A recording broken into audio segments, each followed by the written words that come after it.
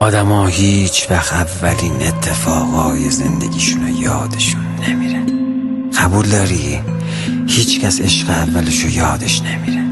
اولین معلمش، اولین باری که دست یه نفر رو عاشقانه گرفت، اولین بوسه، اولین رفیق، اولین قرار، اولین جدایی، اولین